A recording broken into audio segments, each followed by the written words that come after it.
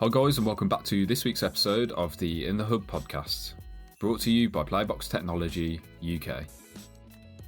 Today we're speaking to Phil Haggar, founder and consultant at Juqua. Phil's career in the broadcasting and media industry spans over 30 years. In that time, Phil has been involved with accomplished broadcasters and exciting new projects alike, in Africa and across the world. He's had some pretty incredible experiences, which you'll hear a little bit more about in this podcast. Hope you enjoy. Welcome to the In the Hub podcast. Phil, how are you doing this morning? How are you feeling? Feeling good. Yeah, feeling happy to be here, Neil. Awesome. Well, again, thank you so much for taking the time out this morning. Really do appreciate it. You're a guest that we've wanted to get on for a little while now. Simply because of obviously your career and your experience and just how many things you've been involved with in this industry. It's always good when we get guests on like that who've got, so many different areas of expertise to draw from and have just seen so much basically in the industry. So it really is an honour. Just before we do kind of start talking about the main kind of topics of this podcast, Phil, how did you actually get your start in the broadcasting industry? Where did it all kind of begin for you? Some of the experiences you've even alluded to just then make me wonder if I'm really in the traditional broadcasting industry. I've been held up at gunpoint with thousands of dollars in my suitcase. I've been tear gassed. A few years ago, I was repairing sensitive broadcast equipment, sitting on the grass on a remote island in the South Atlantic with two birds of prey that kill their prey with their sharp beaks, like hopping around my ankles. Where it all started, I guess about 50 years ago, I decided when I was young I wanted to be an inventor. Although I remember thinking at the time, most things have already been invented. But that kind of led through school to university to a degree in applied physics and electronics at university. And after that, I had to do a job. So back in about 1988, I started work for what was then the recently launched Scandinavian broadcaster TV3. It was based in a facilities company in Camden Town called Air TV. And I started off in their newsroom, editing VTs, working in the gallery on the nightly news programs. And after doing that for a while, it led to a role which was internally a promotion to maintenance engineer. And in the first few weeks, I managed to put NTV Europe off air for a night. Wondering whether broadcasting was the right industry for me. It was about the same time I saw adverts for, we're looking for the first British astronaut. And I thought, should I try and divert my career that way? So in a late night empty studio, just imagine the cringingly awful Phil staring into an auto cue and recorded my video application to be the first British astronaut. I didn't get the job, but it did teach me a valuable lesson. And that lesson was called bars to line. Mm-hmm. What it means, I hadn't switched the studio output to bars. So there I was, me auditioning to be the astronaut, going through the building, through the MCR, down to MTV transmission, down to TV3 transmission. The next morning I came in, I was subjected to the appropriate level of mockery, which involves some choice phrases from my colleagues. And it literally had no connection to my decision to leave shortly afterwards. And then I went to the short-lived Champion TV, which was the home of the BSB Sport Channel, where in the days of a square dish and 5 TV channels, it was quite something. Didn't last long. BSB, as you may remember, if you're old enough, folded and Sky took over the sports channel. So I went back to TV3 as an MCR engineer and a technical manager on outside broadcasts with some amazing experiences. Technical manager at Wimbledon tennis for them, PGA golf in Switzerland. But every couple of weeks I had to do night shifts and I was a new dad and that was not compatible. So I joined a system integrator, a company called Drake up in Welwyn Garden City.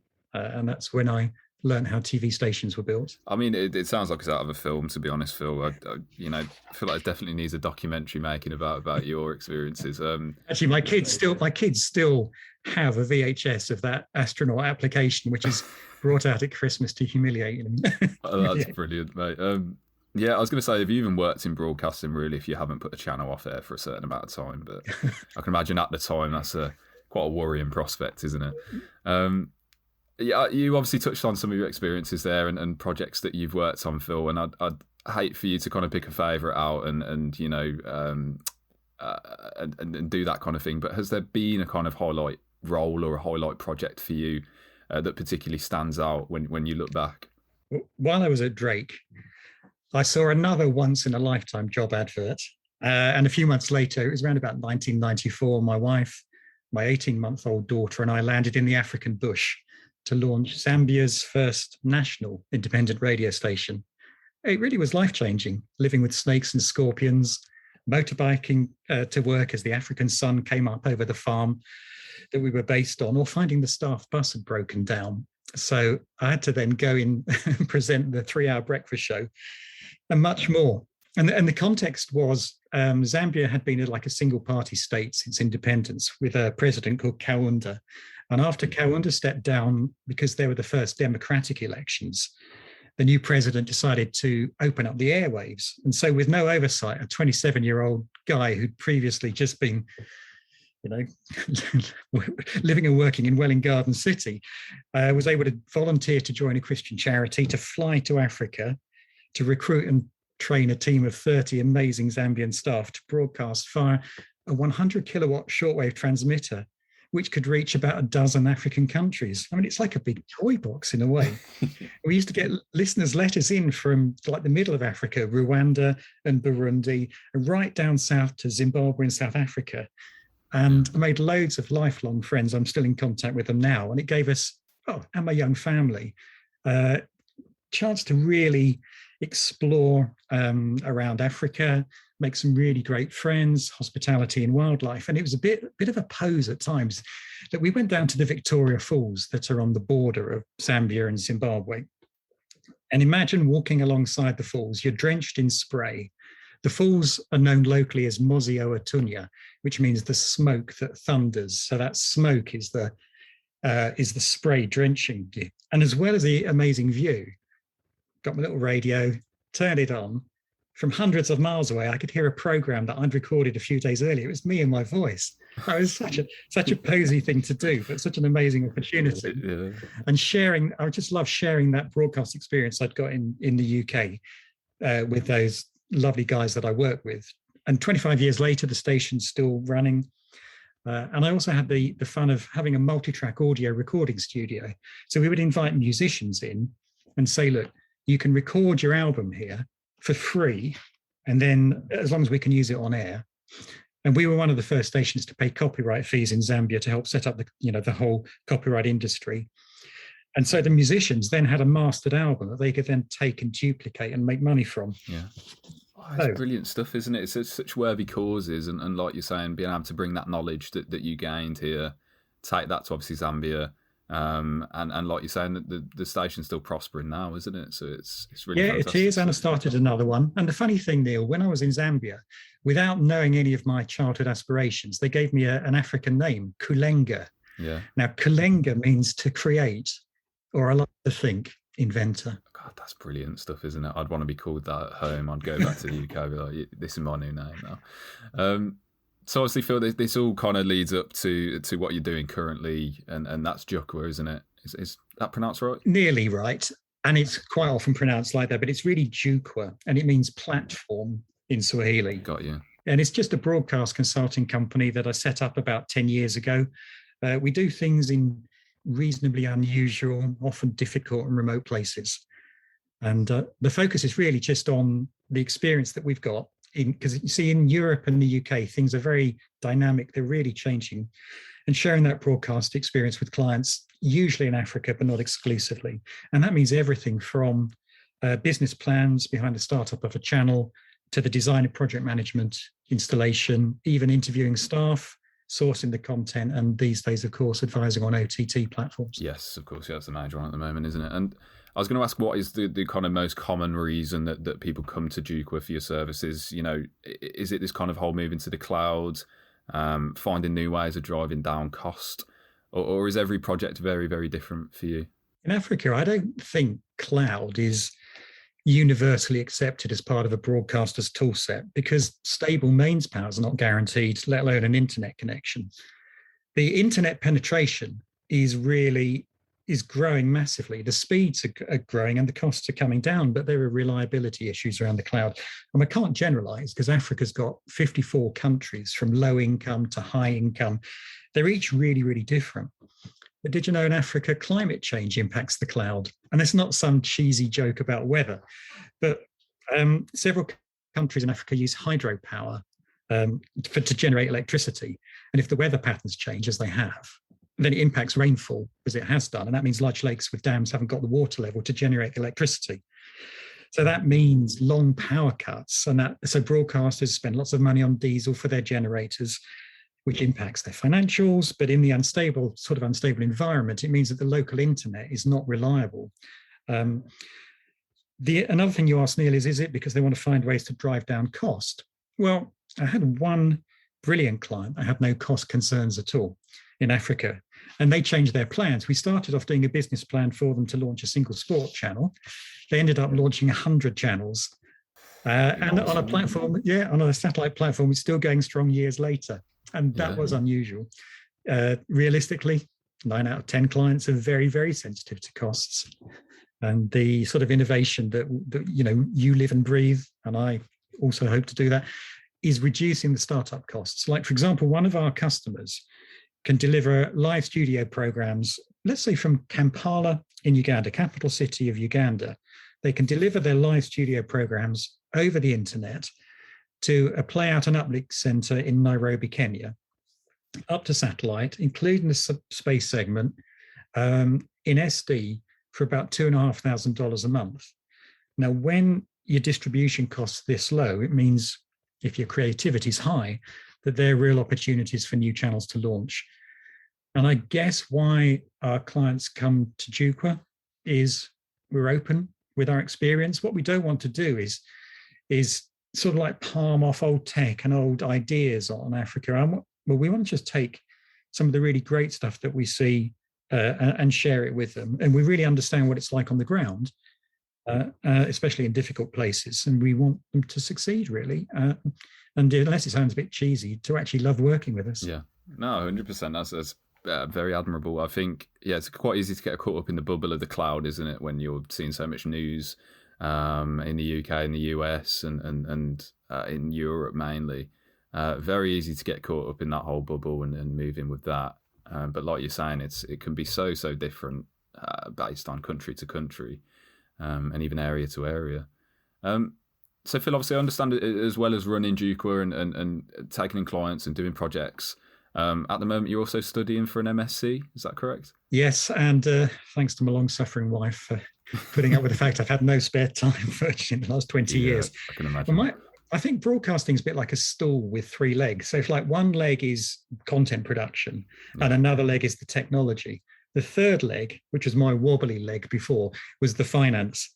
And so I thought I'd better try and improve my understanding of that, because we're often doing business plans and long-term investment plans and things. So I'm just coming to the end of a master's in international business with a speciality in sub-Saharan Africa. Oh, wow. Okay. Yeah, it's a bit niche, but it's I'm doing it at SOAS. That's a School of Oriental and African Studies at University of London. Yeah. And getting to grips with the complexities of corporate finance and minimizing risk for our clients has been quite a welcome change from SMPTE 2110, NDI, UHD, HDR, and all the usual broadcast fun. Yeah. No, that's absolutely brilliant. I was quite surprised, obviously, when I heard that obviously you're still striving to perfect every, like you're saying, that the 3 legs of the stool, which is absolutely fantastic. I wanted to talk again about something that you're doing in more on the personal side. Obviously, I saw a little bit about M-Sale. Could you, tell us a little bit about that organisation and what you guys kind of seek to achieve? M-Sale is msail.co.uk. Get the plug in. A couple of years ago, a good friend of mine set up a charity down in Cornwall to provide free sailing trips for people with multiple sclerosis. I've been honoured to become one of their charity trustees. So we moved down to Cornwall about 5 years ago as a family to Falmouth. And did you know Falmouth's got the 3rd largest natural harbour in the world? Very nice. Can you guess what the other 2 are? Anyway, it doesn't matter if you don't. Sydney Harbour and Rio de Janeiro and Falmouth. It's a strange threesome, isn't it, really? Blimey, yeah. And the harbour's harbour's claim to fame, isn't it? Yeah, exactly. And I know you've been here, but the harbour is bordered by beautiful, like tree-lined creeks. Yeah. So what MSail has been really lucky about, well, lucky or our founder has worked hard to get generous funding for it, but it allows us to charter yachts.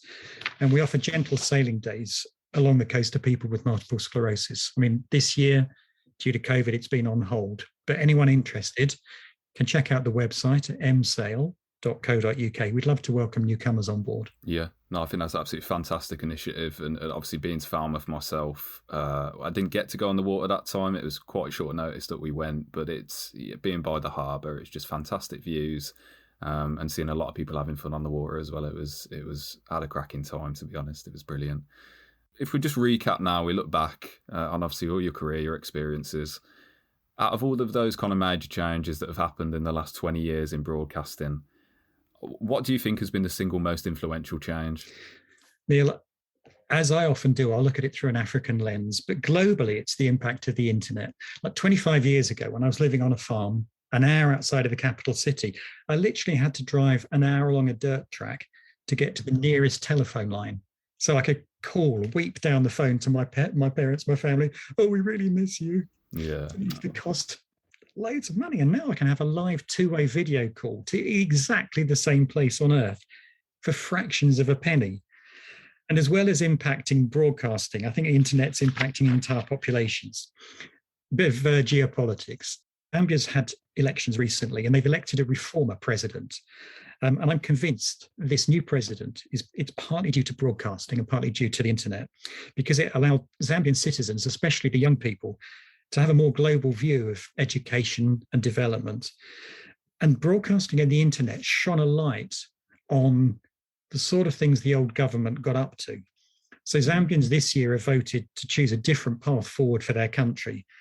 And the internet and broadcast media play their part. And to me, that's really empowering. Yeah.